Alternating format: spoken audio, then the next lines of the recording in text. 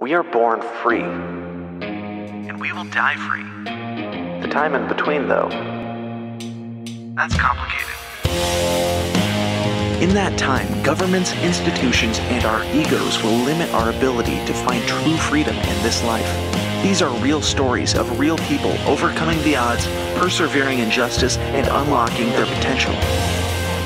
Welcome to Finding Freedom. Here's your host, John Odermatt.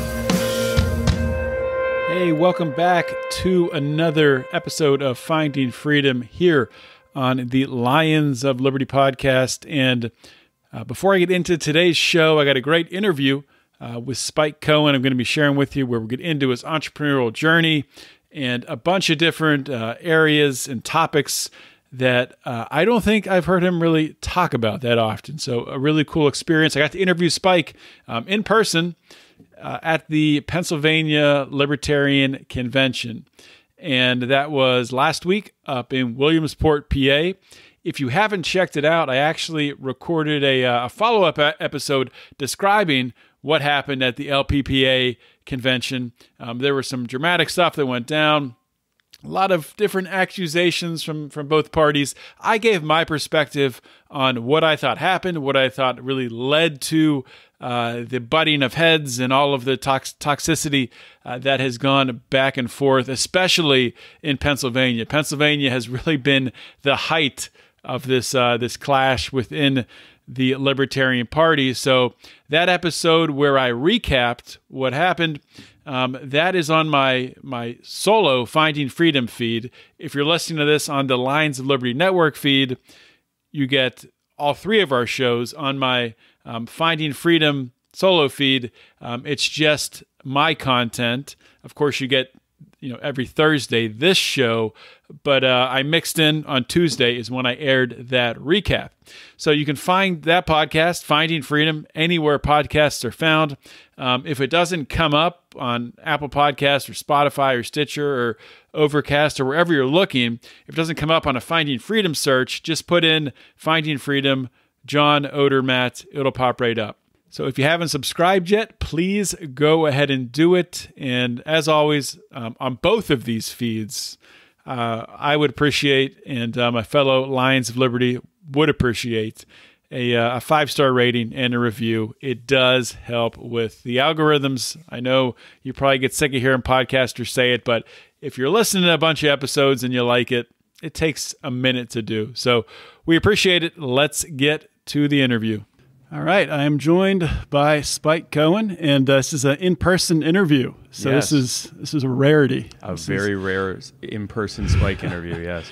I think the last person I interviewed in person was at the PA convention last year, was Scott Horton.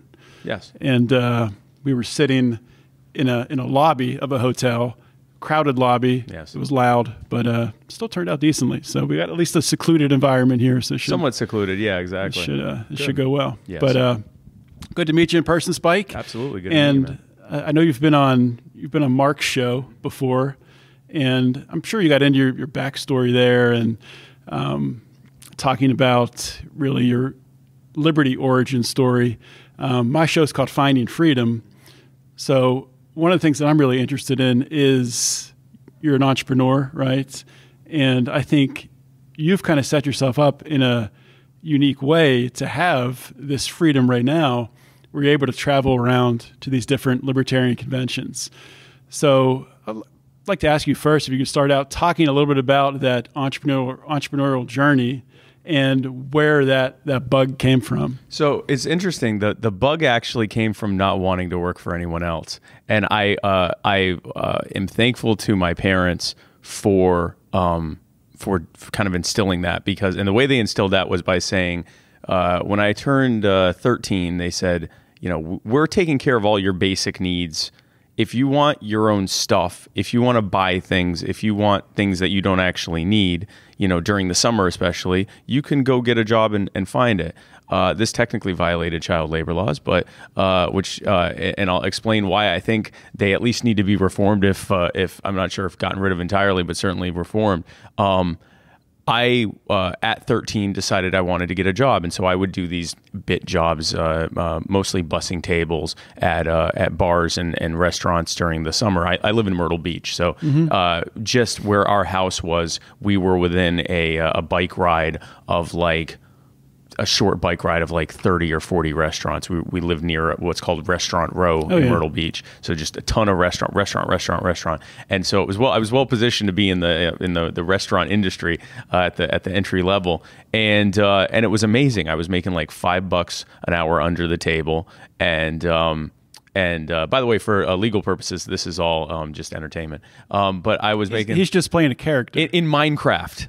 I did this in Minecraft. Anyway, so yeah, I'd make $5 under the table, and then and I got tipped out by the waiters and waitresses, and that was kind of arbitrary. It was based on what they wanted to tip me out. And what was cool there was I learned that I also had to start buying my own things that I wanted besides basic stuff, clothing, food, housing, the things my parents were taking care of. If I wanted to have like a specific thing that I wanted, I had to buy it myself. So now I was getting a concept of the value of money and working for it. But I also learned networking because the wait staff that tipped me out more were the ones I had a better rapport with. And if I built more of a rapport, and again, I'm a 13-year-old talking with, I guess 18, 19, 20, maybe the oldest was like 25 or something. So they weren't, they were, at the time they seemed, way older than me, but now they're all kids in my mind. I'm now 40, but at the time it was like a whole different tier up from my age group, and I learned just to talk with them, make small talk, develop a rapport, find things that were, and that worked out to me getting more money. And so that was a very powerful thing. And then the other thing was realizing that there was a boss there, the manager. Actually, I don't remember now if he was a manager or owner at the main place that I worked at most summers, who was in his, I'd say, late 30s, early 40s, maybe a little bit older. And, he was making good money because, and I actually believe he was the owner.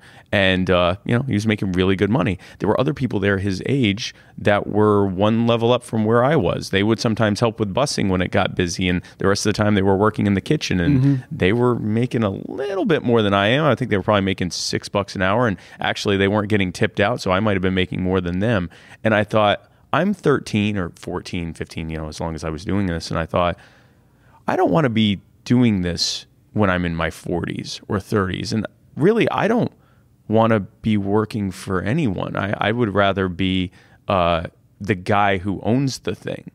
And so very early on, and college always seemed like a scam too. To me anyway, it was like, spend all this money to not be working, and then you should be able to make more money once you get out. And I didn't want to be like a doctor or a lawyer or anything like that. And I thought, well, I don't think that's the path for me. So then I got into, I decided to start a company that would allow me to work from home, that would not seem weird that I was really young, because I started at 16, would not seem weird that I was young doing this, that I could learn on my own, would not require me to go to school or anything like that, and that was kind of an emerging market, and that was web design. It just seemed to work out perfectly. Let me jump in now and ask you more about that company in a minute, but let's go back to that decision. So 13, 14, 15-year-old Spike. Yeah. And you said you saw what was happening. You saw really two paths. And it's interesting because some people will look at that and they'll take the political advocacy route and say, well, the person in that role who's in their 40s, who's making less money, they should make a living wage for having that job. Right. So when you come back to that and you reflect on that decision, why do you think that? Do you think that was something natural within you, or something ingrained from your parents, that you saw the world in that way? And I guess the second part of that question is, how can we get more people to see the world in that way? I'll tell you an interesting thing. I want to answer that second part first. The interesting thing about it is we've seen with the gig economy, that is the natural desire of people to have some level of autonomy. And during the time of the lockdowns where people were forced not to be able to work for other people, or at least not in their preferred field of work, at the salary they were typically making, more and more people moved over to that. And a lot of them haven't come back. That's a big reason for the labor shortage we're having right now, is a lot of people said, initially it was, I'll just stay at home and make $600 a week, but that's mostly dried up at this point. In fact, I think it's completely dried up. It's now people saying, nah, I'll just work gig economy. I'll just work these two different things. I do Uber Eats and DoorDash, and I deliver things for Amazon, and that makes me about the same money I was making before, and I get to drive around all day, and I get to hang out, and I have pretty much setting my own schedule. And that is a certain level of that, if not entrepreneurial spirit, at least the spirit of saying I want to have more autonomy over my work-life balance and not be in a cubicle or in a hot kitchen as a support staff and all of that. So I think that's where that comes from. The question of is it something that's the sort of nature versus nurture question? That's a tough one, because I do think, it seems like everyone in my family is some level of entrepreneur or would work their way very quickly up a company to where they were, at or near the top of that company. So it may be something somewhat naturalness, but it also may be something that we're nurturing. Like I said, how many people's parents are telling their teenagers, go get a job to pay for your own stuff. So especially nowadays. Yeah, exactly. It's especially rarity. Nowadays. I was that last generation of kids that actually, I wasn't a latchkey kid. They would let me go inside if they weren't there. But I was that last generation of kids that the parents might not necessarily know where they are that very second. I didn't have a cell phone at that time. And can't track your kid. Yeah, can't track your kid. And so, I think they had a vague understanding of where I was and stuff like that, but not, like it is now. And they certainly were like, yeah, go. I was afforded a level of autonomy that I think was even pretty rare for back then and unheard of now. I'm sure some people would call it child abuse, but it definitely was not child abuse. My parents were fantastic to me, but they afforded me a level of, I shouldn't say child abuse, some would call it child neglect, and they'd be wrong, because my parents were always made sure all my needs were met, were very supportive of me, still are very supportive of me my whole life, but they also afforded me a level of autonomy and a level of responsibility, even in my teens. Yeah, and I think that's important, and that's the thing really in this country, in the world, I think we need to get back to, and I'm fearful that we're kind of drifting away into this protective society where kids aren't given the space to make those mistakes so they can learn from them. And it's kind of to be determined what this is going to lead to. Yeah. So that's a fear. But so let's get back to that company you started. Yes. So you're what age when you started it up? I officially started at 16. In retrospect, for the first few months, it was kind of tongue-in-cheek. I made some websites for some clients of my parents or people my parents knew. So it was very, very immediate. I called it Spike Cohen Internet Associates of America. It was very, it was very tongue-in-cheek, but I did want to do something with it. And then, so that was the first couple months. By the time I was getting close to 17 was when I was taking it more seriously. I had made a few websites at this point. I would go around in my 86 LeBaron that the AC sometimes worked, and in my laptop, and I would go into companies, and these were small businesses. So the internet existed and had existed for quite some time. It wasn't as though, there was this new thing called the internet and no one knew what it was. But small business websites were just starting to pop up. Oh, yeah. That wasn't really a thing. It was still in the era. This was, 98, 99. There were still most companies were like, I got I'm happy with the business I have. I've got my, yellow page ad. Mm-hmm. I've got my billboard ad. I've got my radio spot. I don't need whatever this thing is you're talking about. So what I did was I offered it for free. I would go in, again, very little overhead. I'm 16 years old, still living with my parents. So, I'd had very little overhead and I had way more time than money. And so what I could do was go to people and say, hey, listen, I'm Spike. And this is how would you like to have a website for your company? And almost always they would ask, this is very early on, they'd ask, what is a website and what's going to do for me? And I said, well, a website is something that's free right now. And what it can do for you is bring in a whole host of people that are looking for your services online. Instead of you trying to find them, they're already looking for you. We just let them know you exist. So initially you would pay for, whatever the website was, Joe's Hardware, or would they pay for it? So initially, I would usually pay for that. Yeah. Very quickly after the first few, I would have them just pay a basic thing. They'd pay for just the domain and just the hosting, and then and really it was to add to my. And I tried to get a bunch of different companies because I wanted to add to my portfolio. I wanted to be able to go to a real estate company and say, look at these real estate sites I've made for your competitors. I'd like to be able to go to a restaurant or a hotel or a lawn care business or whatever else and say, here's what I made for your competitors. Look how well they're doing. Look at what happens when you type in lawn care Myrtle Beach or landscaping Myrtle Beach, and they come up at the top. That's what everyone that's on the internet is finding instead of you. And so very quickly, I was able to go from not charging anything to charging I always tried to stay at the lower end of the market value because I was kind of churning them out. It was sort of a higher volume model. But I was definitely charging, more than any 16, 17-year-old, 18-year-old was making at that point. That's a powerful lesson. I think people are afraid to give things away for free. Yes. They're afraid to give their skills away for free, but once you do that, and as long as you have a plan for doing it. Yes, don't do it without a set. My plan was build up a portfolio, and again, I was in a situation where, I didn't have a lot of overhead. Like I gas for my car, like the things that my parents said, hey, listen, you want to have the luxuries of life, like driving your car around, then you pay for that, but everything else was taken care of. So. But, there are some people that are starting their business. They still have a full-time or part-time job they're doing to help subsidize that in the meantime. I am definitely a fan of offering things at free or reduced rates when you're starting in the market to demonstrate your value and build up your portfolio. Mm-hmm. So how did you scale that company from there? Did you grow it, bring on other people, end up selling it? What's the full story? So two things that happened. Were that it did scale up. It reached a point where it was more business than I could do. I actually reached a point. I remember I went to a conference, and I spoke. That's why I'm used to speaking at conferences and conventions. It's now new. I'm doing it in the Libertarian Party or for different events and stuff like that. Now it all makes sense. But I've been doing it. I would just used to do it for why they should give me money. And so I would go to these conventions. I would speak about search engine optimization. Towards the end there, I would be talking about social media and stuff like that. Whatever else, mobile optimization of your website, whatever thing they'd have me come in, but it was basically a sales pitch. They'd have me come in and give a sales pitch, offer a promotional one-time only, once in a lifetime discount every time. And then, within the next 12 hours. Within the next 12 hours, you could be one of the lucky few to get a 35% discount that I will never offer until I'm at the next convention doing this again. And so I would do that.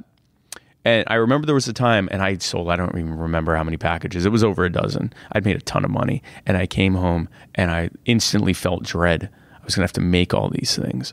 And, I was going to be busy for the next month and a half making these sites, and life was going to suck, and I wasn't going to be able to spend any time with my family. And so at that point, I realized, okay, the good news here is that you've reached a point where you can start bringing people in. And once I allowed perfect not to be the enemy of good, and I let go of that perfectionism of my craft of making a website in favor of being able to make more money and have more of a work-life balance. I started outsourcing. I never had actual employees. I would just basically on like a gig level, like I need this done, I can pay this much. And there's plenty of people out there, they don't want to do the networking stuff. They don't want to do the marketing stuff. They don't want to find the clients. Give me a job, I'll do it. I don't even want to look at anyone. I don't want to leave my house. Let me just go ahead and do that. And so it worked out perfectly. The other side of that was as I started working with more and more companies, I found that so many startups had absolutely no clue what they were doing. They had no idea. They knew how to do the service they were doing, but they didn't know how to run the business. So when I would, they'd hire me to do a website, and I'd start asking basic questions like, what's your service area? And they're like, I don't know what that means. I guess, I guess anywhere within 100 miles of here. And I'm like, you're gonna do lawn care anywhere? Like, have you? What's your targeted service area? What areas are? Or I'd ask other questions like, what are the main services that you want to offer? What are your highest, your lowest overhead? So what are your biggest, gainers? Like what make you the most profit? And they're like, well, I don't know. And I'm like, thought about that. Yeah, I hadn't thought about that. I'm a lawn person, or I'm a whatever. They knew how to do their service, but they didn't know how to actually run a business. And so what I started offering to people is I'd say, listen, here's what it will cost to make you a website. I don't even know if you have this much money right now, but if you do, it sounds like you aren't really fully sure what you're doing. I've worked with a lot of startups, including my own, and instead, I can charge you nothing now. you make me a not so silent partner in your company. I help you through this initial phase of getting your company started. And once you're turning a profit and things are going, you can buy me out for this amount. It's a lot more than it is right now, but you'll actually have someone in your company that can help you with this. So I started doing a lot of those. I made a lot of money doing that. So I was sort of a silent partner, and I don't even know how many companies. I'd have to go through my books and look at that. But it gave me a lot of experience that I've applied to some of the glaring things I see in the Libertarian Party on what works and what doesn't work for organizations that are trying to grow. That's interesting. I mean, that's a brilliant business model, to be able to go into these different businesses, take that skill set.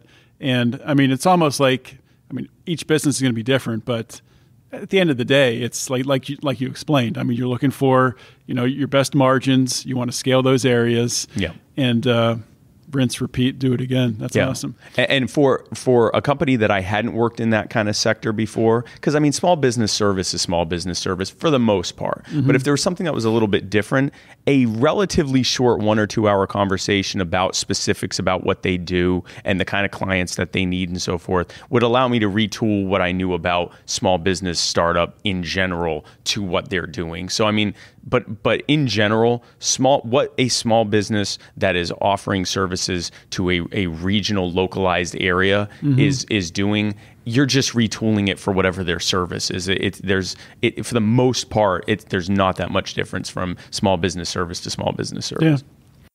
Hey, let's take a quick break in the show. I want to tell you all about an awesome company run by like-minded people who love liberty and care about these ideas. It's called Paloma Verde CBD. It is run by a couple out of San Antonio, Texas. If you're someone who uses CBD to relax, to sleep, for joint pain, muscle pain, all those different things, they have what you need. You can find your full spectrum tinctures. You can find flavored, unflavored, massage oil, bath bombs, gummies, CBD Solve to help to fight inflammation and joint pain and stuff like that. A menthol sports cream, and even dog chews for your four-legged friends. So please, if you haven't already, check out Paloma Verde CBD. All you have to do, go to their website, palomaverdecbd.com, and put in ROAR at checkout for 20% off your order, guys. You can't beat this deal. Head over to Paloma Verde CBD and get some good products, feel better, be healthier, and enjoy life.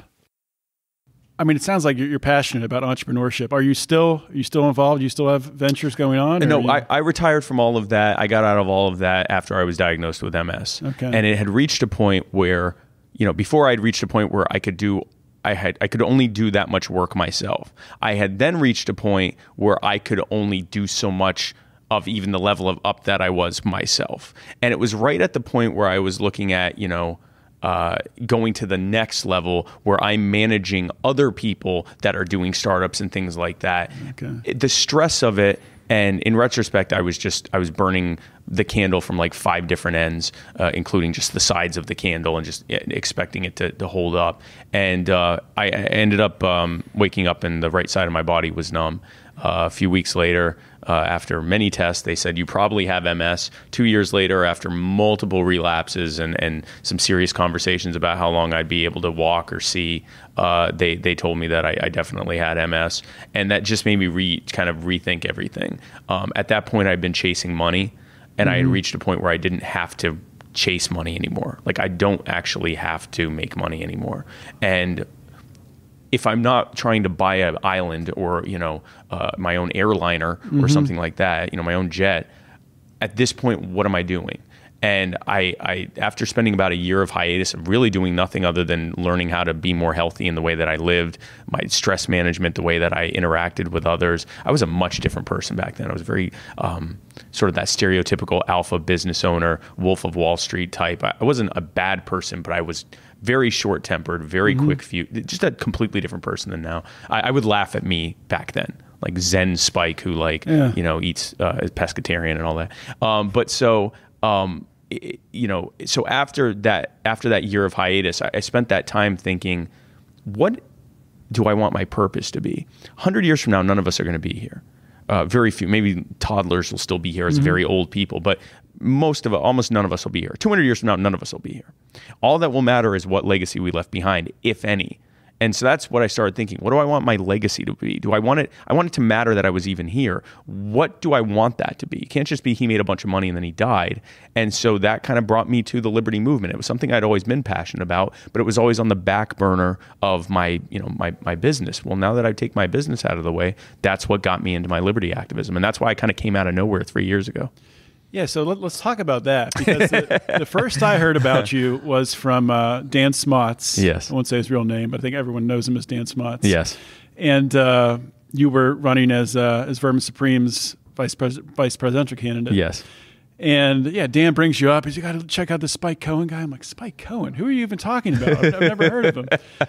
But I mean, yeah, as soon as you came on the scene, it was like, it was crazy. It was like you were made for it, kind of to be that libertarian activist. You just went right into it naturally. And you kind of came from it seemed like from a silly angle at first. Yes. Very, a lot of joking with the shirt off, obviously. And it's interesting because you've transformed yourself multiple ways. You transformed yourself from the entrepreneur business person into like a sort of silly libertarian vice presidential candidate, and now into like a more satire candidate, more serious candidate. Yep. So can you talk about that Absolutely. Transition? So it's one thing important thing to know about people. When I say people, I don't mean individual people. I mean as a group. As a group, especially in politics, people have exceedingly short attention spans. It's why government's able to get away with what it does. It's why government is able to, it's why Joe Biden, in the same speech that he praised the Ukrainians who are using machine guns to fend off the Russian military, then turned around and explained why none of us should have AR-15s. When I say it's short, it is short.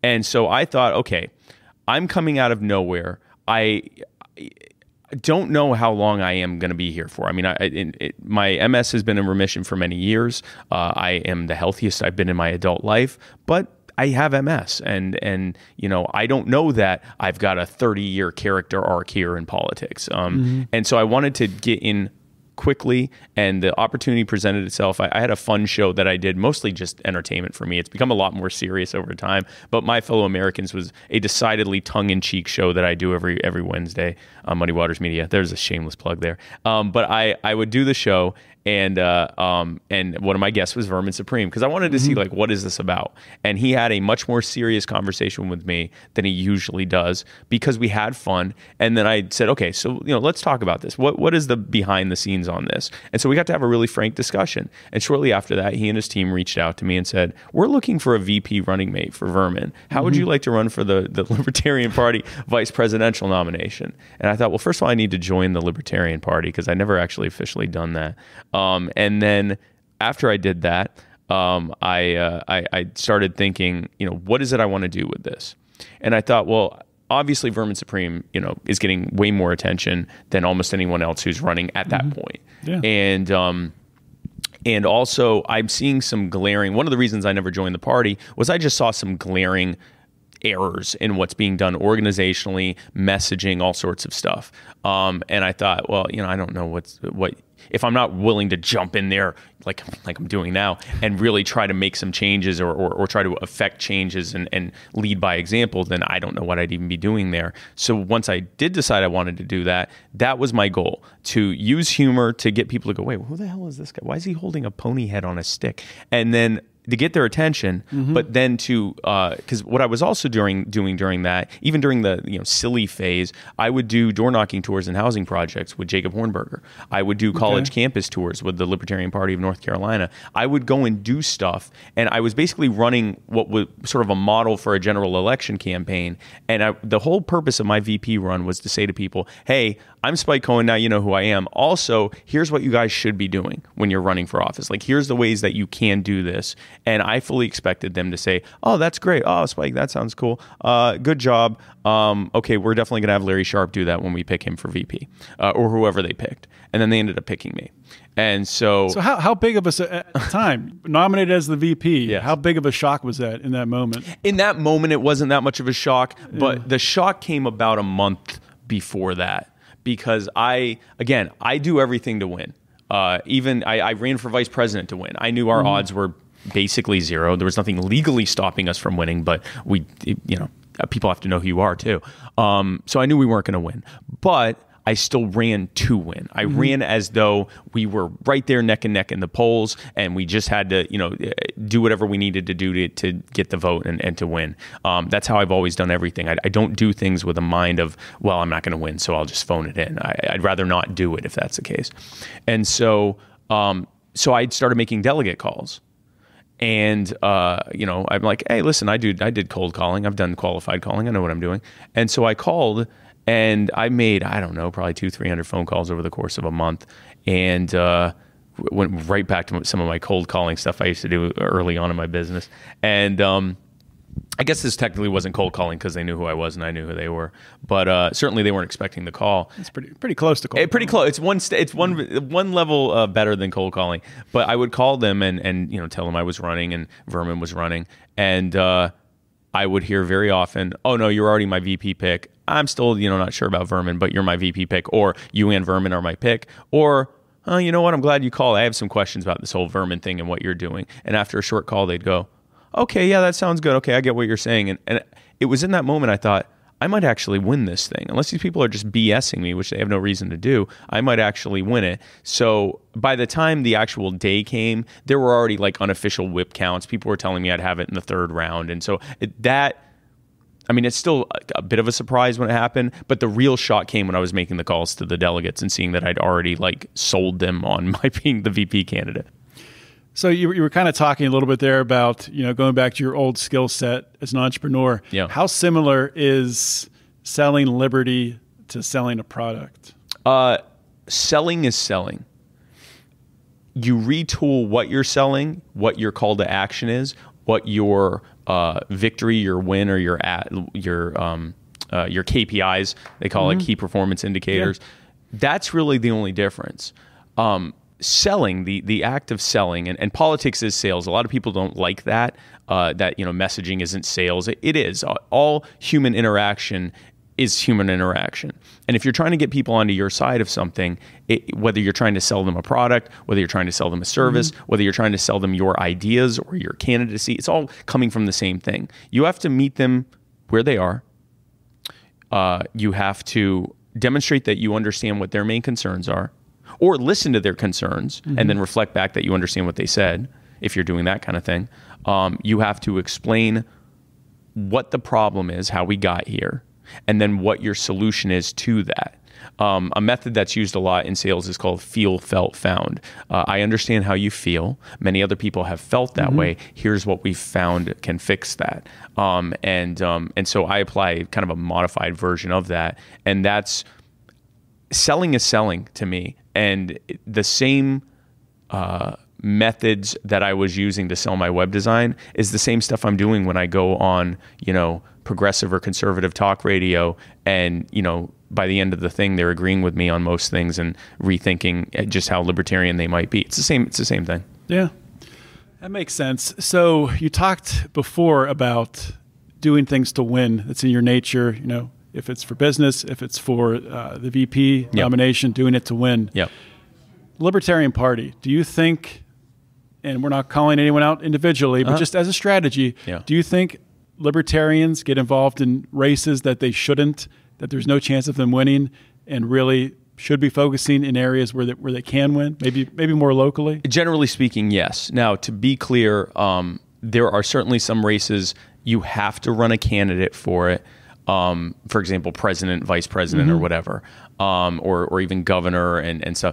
And a combination of some states require that for ballot access, like in order to run for city council or auditor or constable or whatever, you have to have a candidate. And in some states, that candidate has to get a certain number of votes, for president, for governor, for Congress, whatever. So you have to have it for that. And also it can be an effective tool for messaging and bringing people in. But I will still say this. Even if, and this was something I disagreed with the head of the Jorgensen Cohen campaign people, they were saying, well, our win is this many people joining the party, and this much in new members, and this many down ballot victories. And I said, okay, those are some KPIs that we want to use, but our win needs to be to win, because the more we're trying towards that, if that is our ultimate goal, even if we go nowhere near it, even if we get 2.5% instead of 1.5%. That will inevitably mean that all those other KPIs are going to do better. If we're focusing on those KPIs, then that's as our win. That's reflected in how we're running and the way that we look to people who are looking at it. And there are many people out there, even if they know we're not going to win, they're not going to vote for us if we aren't even trying, if it doesn't even look like we're trying to win. There are a lot of people that are just going to be turned off by that. So no, I am a big fan of running local, which is why I'm actually here in Pennsylvania, is to congratulate them on everything they've been able to do, winning all these local races. And yes, they're local races, but I got news for everyone listening to this, if they don't already realize this. Long before they're going to vote for us in the White House, some party that is completely outside of what they've been told is the normal political spectrum, long before they're even going to vote for us in Congress or in their governor's mansion or possibly even as a state rep, they need to see what our ideas look like in their backyard, in their community. And that's where we can affect the most change the most quickly. We can change a city council or even the existing city council's opinion on a subject long before we can change what's happening in Congress or in the White House. And we have the wherewithal to do it. We're already winning these races, even though we're still putting, I believe, way too much focus on the top of the ticket. We're still winning. So imagine how much more we could do if we were focusing on the lower races. In 2020 and in the 2021 special election in April, and then the 2021 general election in November, we won over 50% of the races that we ran candidates in across the country. Pennsylvania got close to 200 elected officials. That's stuff we've never done before. I think we could win 1,000 races if we focused like Pennsylvania has been focused, the Moulton maneuver across the country. We could easily win 1,000 races. I agree with you on, winning the races that are there to win, that are either unopposed or where you have a chance to win. The thing that comes to mind for me though is you want to be able to measure your return on investment, because with the Moulton maneuver, and for people who aren't familiar with it, essentially what it is a way to use election data to determine all the empty, local races, unopposed races, and basically you just register and you win the race, but which is insane. I mean, a lot of these things are. I mean, it's just for the years that people appoint their friends to the seats, but in this case, there's an election and the Libertarian wins. But the thing for me is, you got to be able to measure, and maybe it's years down the road. Maybe I'm getting ahead of myself, but sure, you get 150 or 170 Pennsylvania local Libertarians elected. Right. What was the return for individual liberty in the state of Pennsylvania? At this point, nothing yet. But like you're saying, you're starting to build up that cachet in your local local municipalities and townships. You're starting to build up a resume where you can, be a, local, I don't even know what these auditor. And then when you run for mayor, you can say, I was the auditor and look at what I did as auditor. So what's your viewpoint on that? How do you measure that success to know that what you're pouring a lot of money into, because it isn't cheap to do, is actually returning value? Well, I think if you poured the same amount of money into, for example, a larger, higher up race and didn't even get enough votes to get ballot access, but you put that money into these races and you elect 200, auditors, county officials, school board members, which, by the way, I mean, you want to talk about return on investment. That's big. Libertarian school board is probably one of the biggest victories that the Libertarian Party had. Libertarians in this era of school referring to parents as non-educators and having actual libertarians in there saying, no, we're going to completely change this. This is how we're going to treat parents number one, and their desires in how we educate their kids is how we operate. The answer to your question on how do we measure it, you answered it to a large extent, the getting them in there, they build a portfolio, but there's something else. I've spoken to a lot of people about the Libertarian Party and about libertarianism on the left and on the right. And the overwhelming narrative or the overwhelming sentiment I get from them is that, you know what, you guys make a lot of sense on a lot of things. And frankly, I'm just sick of the two-party system. I've heard that so many times. I'm just sick of the two-party system. I might even vote for a party that I thought could win just to not vote Republican or Democrat anymore because I'm sick of it. But you can't win. And the more we win, and yes, it starts low. It starts with, we're already past dog catcher, auditor and constable and city council and the occasional state rep. That's well above dog catcher. So we're already past dog catcher phase. But even if it was dog catcher, if we get hundreds, thousands of libertarians elected and someone says you can't win, and I say, tell that to the 3,000 libertarians that have been elected across the city, and here's what they've been able to do while they're in there. You can't win turns into look what they're doing and look how much they've been able to accomplish. Now, something else I'd like to talk about is an organization that I'm in the process of launching, which is called You Are the Power. Because part of the problem is also that a lot of people are not going to buy in to voting libertarian until we're already at the point where we don't even need their vote, or we only need their vote to win like the White House, but we're already winning congressional races. We're already winning, gubernatorial races, mayoral races, and things like that. You Are the Power is going to be that gap in between where people can buy in. Localized activism that is libertarian in nature and explicitly so, but is outside of the party, adjacent to the party and running parallel with the party. So for example, you say to me, I like a lot of what you guys are saying, but I'm not going to vote for you. You can't win. I don't want to leave the Republicans or Democrats or whatever. And I go, that's great. There's a tax increase in your town that we're fighting. You want to join us? There is a move to decriminalize cannabis in your county. Do you want to join us on that? This is what we're working on. Giving people across the political spectrum, because there are people on the left that will agree with us on drug decriminalization, police reform, criminal justice reform. There are people on the right that will agree with us on taxes and gun Second Amendment sanctuaries, all sorts of stuff. And there are people on the center that will agree with us on a few things on both sides. And we're giving them a buy-in to be part of the liberty movement without having to go full bore and start voting for a party they don't think can win. In doing so, we grow the liberty movement. We make it more viable for those candidates to be able to run on, hey, remember when I helped you with this and this and this? Well, now I'm running for city council, and they have a built-in base of support. And something I've been saying for quite some time. The more we can bring people into our orbit, the more we can affect them with our gravity. The more people come into the liberty movement, the more involved they are in it. Think of when you first joined the liberty movement. You've probably become more libertarian over time because you're around other libertarians. You're hearing the consistency of our ideas, and any, statist bugaboos that you may have had before have kind of slowly melted away. That happens as well. So what You Are the Power is going to be is that organization for that localized grassroots activism, empowering activists to do that work, even if all these ex-libertarians, all these people that have been burned by the party, all these people who just think party politics is a joke and they just want to do direct activism, all these people that want to stay in the Republican or Democrat parties but agree with us on these things, all the normies who just want to be involved on this one pet issue that's really burning them up, everyone here has a home in this sort of decentralized grassroots activism network that we're building to be able to do that. I like that a lot for two reasons. Maybe one reason, two reasons related to one reason, because you're giving them an action. Yes. And that action, you're giving them somewhere to put energy, to put money, to put resources towards.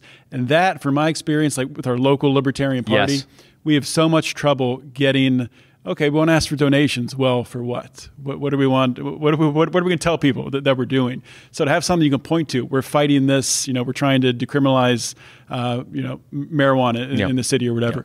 That's so important. I'm glad you're starting that. Yeah, that's awesome. And it came as a reaction to we've been doing it sort of as a proof of concept. I went out to Russell, Kentucky, and we fought against an eminent domain action that they were using to enrich the pockets of the council there. We were able to successfully kill a incentivized. They were going to start using the court system to pay off snitches, and they were using abortion as their pretext for doing it. But once that Pandora's box is opened, it was going to be used for everything, and they didn't even have an abortion clinic in the county. They wanted to be able to pay snitches using the court system, thousands of dollars per snitch. And so we went in, we made sure that the council there knew what they were actually voting for. We killed that bill. Recently, I was at a city council meeting for a police department in Gastonia, North Carolina, that attacked and an homeless Army veteran and tased his dog, his service dog, separated him from the dog, which is actually against federal law, and the dog ended up later dying. And they won't release the body cam footage. So we went there to make sure that the public knew in Gastonia what they were doing, and that's been very successful. We want to supercharge that. This all came as a result of I would do these events off of the Libertarian Party. I would get invited to a dinner party that 150 people would show up. Come meet Spike Cohen, Libertarian VP candidate, and I'd show up. All these people are excited for liberty. None of them are in the party. Okay, none of them are libertarians. Some of them had joined the party, got burned out, got sick of title squatters using all their hard work and claiming it for themselves. Got sick. They were at the top, did all this hard work. It wasn't recognized, so they left. Like all these different reasons that they left. Other people that just think the Libertarian Party is a joke. Other people that just aren't involved in party politics, but they're feeling more and more in favor of liberty. They watch whatever show or whatever podcast that really gets them on fire, and they would say, "What are we going to do? What do we do?" And they were on fire. They were ready to pull out checkbooks. And I would say, well, the biggest thing we can do right now is join our local Libertarian Party. And I would watch the hope fade from their eyes. Yeah. And I realized my call to action for these people, for this group of people, sucks. They don't want it. They don't want the Libertarian Party. If they actually knew what we're trying to do, they would be for it, or most of them would. What if instead I gave them, oh, actually, in this town, we're doing X, Y, and Z. And in this nearby town or in this county, we're doing this. And in this state, we're doing this. And remotely, you can help with this and this and this. We probably could have walked out of just that one party with probably 20, 30 grand in donations easily because they were on fire, but my call to action sucked. And I realized walking out of there and other similar meetings like that, I need to have a better call to action, and that's where the power is. I mean, that's really striking me because, for so long I've heard people push back and say, well, what's been the problem for, 30, 40 years? We've been preaching the message of liberty and we're not growing. We're not gaining influence. Why Certainly not the way we want to. to. Yeah. And it's the call to action. That's what it is. Yep. So, but I think that kind of shines a light on the issue. That's awesome. Yeah. Our buy-in sucks. But we're fixing it. we are fixing it. And, I will give a side note. Right now, there's anyone who's following the Libertarian Party knows that there's a lot of factionalism, and there is a growing consensus that the problem is just the messaging and maybe the organizational structure, how things are getting done. That is certainly a problem. Neither of those has anything to do with the fact that 95% of voters look at us. If they even know we exist, they look at us long enough to go, oh yeah, third party, I'm not voting for that. Yeah. We have to fix that. It doesn't matter how based our Twitter account is. It doesn't matter how solid our messaging is. Those things help, and given a long enough period of time could certainly, get us in a better direction that we need to go, and those are things that need to be done. It is completely irrelevant to the fact that the buy-in still sucks. Join this party that you think can't win, and take your vote away from someone you think can win and is maybe marginally better than the other guy. And that is not a compelling argument for the vast majority of people. And that's what I'm trying to build a buy-in to pull people into that movement with that good messaging and that party that has an infrastructure to run more candidates and win races. But we have to have a better, earlier buy-in first. We got to meet them a little. Our pipeline isn't quite long enough. Yeah. And I'm just adding to the pipeline to bring them in. Yeah, the Twitter account and the messaging, that's all great. You need the funnel. Yes, make absolutely. The funnel bigger, sure. Yeah. But you need the process. You need it to be longer. Bigger and longer. Yeah. So I think this room might be on fire. I don't know if you smell that, but something smells like it's burning. It's us. It might it's be us. We're on fire. It might be us. We're burning it up. Thanks for joining me, Spike. Absolutely. Before I let you go, let people know all your plugs. Everything you're working absolutely. on. Yeah. So my website is spikecohen.com. And my social media, you can find me on Facebook, YouTube, Twitter, Instagram. I'm on TikTok for the kids.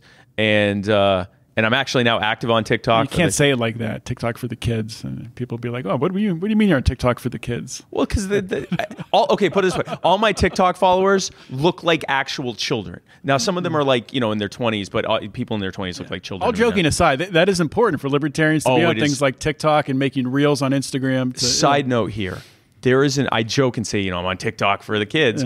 There is an entire ecosystem of libertarians who we don't even know of, and they have tens and hundreds of thousands of followers. Wow. And I went on there. I've got 6,000 followers right now or whatever. And I'll see someone's already got their check mark, and they'll be, oh my God, Spike Cohen's on TikTok. And I'm like, I don't even know who this person is. And they're exponentially more popular than I am. Wow. There's an entire ecosystem there of people that are like 30 and under, 25 and under. Some of them are in their late teens, and they're doing Liberty TikTok, and we don't even know who the hell they are.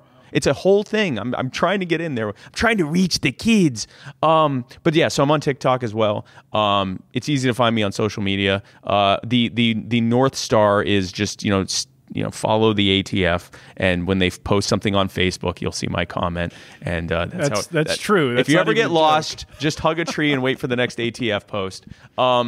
But on my website, spikecohen.com, I also have sort of my all of my upcoming events, things I'm going to be at and speak at. And if I'm coming anywhere near where you're at, come on out and like John did, come and get to talk to me, ask me any questions you have. I love meeting people, in person. I love answering their questions. I love addressing concerns people have. I think that's so much more important than me showing up and just giving a speech. So, give me an opportunity to do the thing I really like to do. And thank you for that. Thank you for giving me the opportunity to do that here. And thanks again, man. All right. Thank you, Spike. We'll see you. Thanks. Hope you guys enjoyed that interview. Another great conversation. Another individual who is taking the actions in life to find personal freedom in their own life and helping to achieve the same and helping others really to achieve that same goal. So thank you for listening. And if you want to take it one step further, please consider joining the Lions of Liberty Pride. You can do that by going to patreon.com/Lions of Liberty, or on Locals, if you prefer that, you can go to lionsofliberty.locals.com and you can join the Lions of Liberty Pride. What do you get with the Lions of Liberty Pride? Well, number one, you get access to our bonus content. Brian McWilliams does a Monday through Friday, like a little quick 5-minute episode every day called Good Morning Bleephead. I'm not going to swear because this episode, there were no swears on it. So why mark it explicit? And also we have Conspiracy Corner, which is about once a month show, and Degenerate Gamblers, which we call it DG. And there is a DG community, people who participate, especially during football season, where we have some fun with some fake betting and things like that. We just wrapped up the season with the Super Bowl, had all that good stuff, did a big Super Bowl squares thing. And that'll be kicking off again. We'll do some stuff in the spring when baseball gets up, but then once again in the fall with college football and pro football. So if you're a sports ball fan and you like that stuff like we do, then you can join in on that. And also you get a discount on merchandise. You get access to our Lions of Liberty Pride Facebook group, and there's a bunch of other stuff at a bunch of the higher levels where you can influence the show and all that good stuff. So check it out. We would love if you took a more active role in supporting the Lions of Liberty. Like I've talked about on previous episodes, we are looking to be out there this year, going to events, doing fun stuff, meeting people. So all of that money that comes in and supports us here, we're going to turn that around and do the best we can to get out and meet you and spend some time with you, drink a beer, have some fun. So that's all I got for today, guys. Hope you all have a great weekend, and I'll see you next week. Always remember to keep your head up and the fire's liberty burning.